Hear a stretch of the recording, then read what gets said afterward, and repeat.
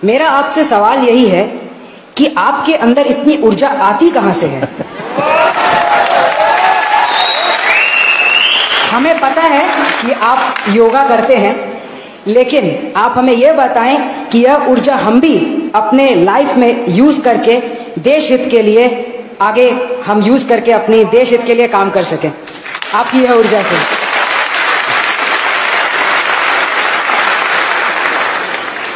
इसके कई जवाब हो सकते हैं। एक तो जवाब अगर मुझे हंसी खुशी की शाम के रूप में देना है तो मैं ये कह सकता हूं कि मैं पिछले 2 दशक से करीब 20 साल से डेली 1 kg 2 kg गालियां खाता हूं।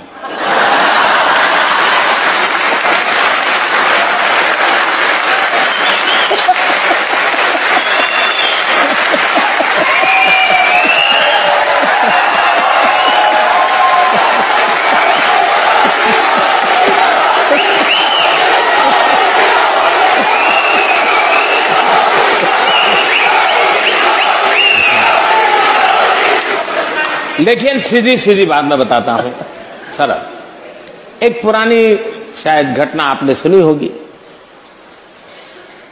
कि कोई तीर्थ स्थान था एक पर्वतमाला पर और तराई के अंदर कोई संत महात्मा बैठे थे और एक 8 साल की बच्ची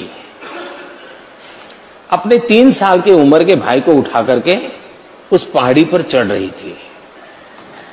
तो उस संत ने उसको पूछा, अरे बेटे तुझे थकान नहीं लग रही क्या? तो उस बच्चे ने जवाब दिया, ये तो मेरा भाई है।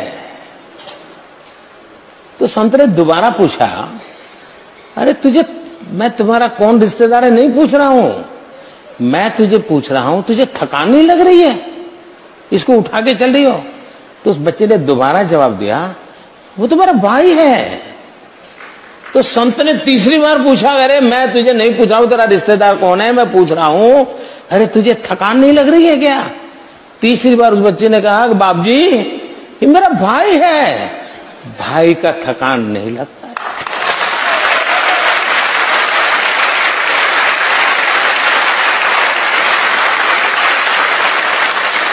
मेरे लिए 125 करोड़ देशवासी ये मेरा परिवार है।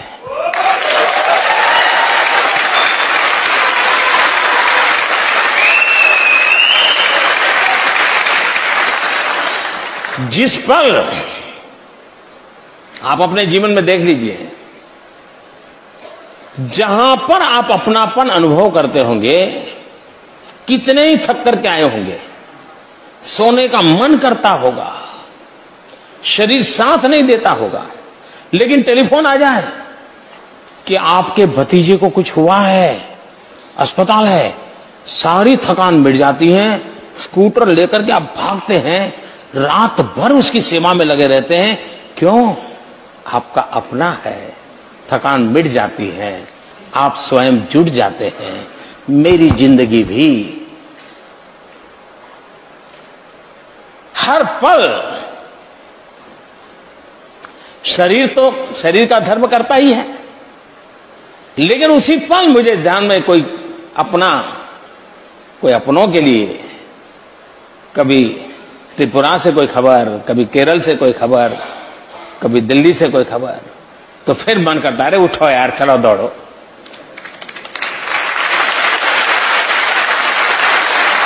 तो सबसे बड़ी बात है मन की अवस्था। दूसरी बात है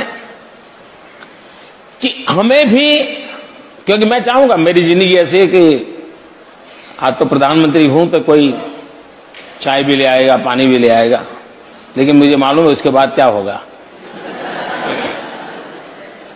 और इसलिए मैं नहीं चाहता हूं मैं कभी भी किसी पर बोझ बनूं। ये मेरे मन का इच्छा है और परमात्मा मेरी सहायता करे। ऐसे ही हंसते खेलते बातें करते चला जाऊं किसी दिन।